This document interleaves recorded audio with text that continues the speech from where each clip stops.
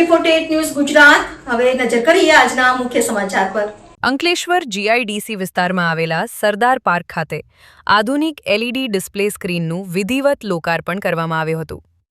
આ પહેલથી ઉદ્યોગ વિસ્તારને વધુ આધુનિક અને સુવિધાસભર બનાવવા દિશામાં મહત્વપૂર્ણ પગલું માનવામાં આવી રહ્યું છે।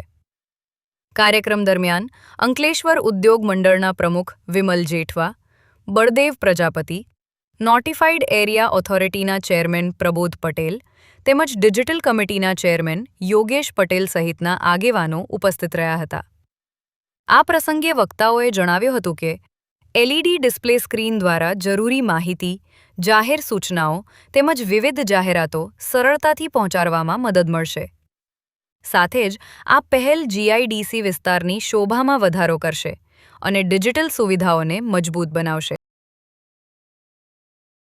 Notified area authority Ankleshwar and Ankleshwar industry એસોસિએશનના સહિયારા પ્રયાસથી આજરોજ જીઆઈડીસીની અંદર સરદાર પાર્ક ખાતે એલઈડી સ્ક્રીનનું આજે લોકાર્પણ થયું। આ એલઈડી સ્ક્રીનથી ઘણા બધા નાના મોટા વેપારીઓને એમની એડવર્ટાઇઝમેન્ટ આપી અને એમનું બિઝનેસ પ્રમોશન માટે પણ આ એલઈડી સ્ક્રીનથી ફાયદો થશે।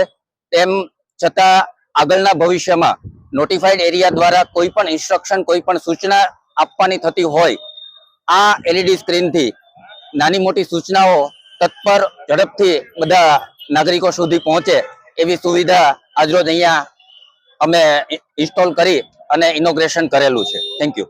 AB48 ન્યૂઝ ગુજરાત સાથે ધર્મેશ રાણા, અંકલેશ્વર।